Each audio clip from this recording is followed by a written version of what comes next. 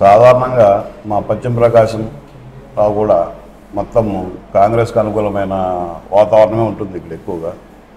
So మాకు గత 25 సంవత్సరాలుగా గిద్దలూరు నియోజకవర్గంలో తెలుగుదేశం ఎమ్మెల్యే గెలిచిన దాఖలాలు లేవు. సో 25 సంవత్సరాల తర్వాత ఈరోజు మొదటిసారి మేము అశోక్ రెడ్డి గారిని గెలిపించుకోవడం జరిగింది. అది మా కార్యకర్తలు అందరూ కృషి వలన, ఆయన మంచితనం వలన, ఆయన చేసిన అభివృద్ధి కార్యక్రమాల వలన, అంటే ఆయన 2014 నుంచి 19 వరకు చేసిన అభివృద్ధి వలన ఇప్పుడు మరలా ఆయన గెలిపించుకోవడానికి మాకు ఒక అవకాశం దక్కింది. అదేవిధంగా 25 సంవత్సరాల తర్వాత తెలుగుదేశం పార్టీని గిద్దలూరు నియోజకవర్గంలో గెలిపించుకోవడం అనేది మేము గొప్పగా భావిస్తున్నాం. మరి ఏఎంసీ పదవి చైర్మన్గా ఇచ్చారు కదా సార్, మరి రైతుల సమస్యలను ఏ విధంగా పాయింట్అవుట్ చేశారు? నేను కూడా రైతు కుటుంబం నుంచి వచ్చిన వాడినే. రైతులు పడే కష్టాలు, వాళ్ళ బాధలు అన్నీ నాకు కూడా తెలుసు.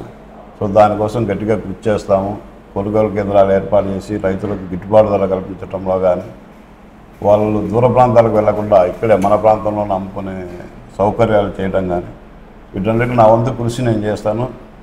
ఎమ్మెల్యే గారి ద్వారా మినిస్టర్ గారిని పట్టుకోను ఇంకో దగ్గరికి వెళ్ళి రైతులకైతే మేలు చేయాలనే సంకల్పంతోనే నేను పనిచేస్తానని చెప్తాను.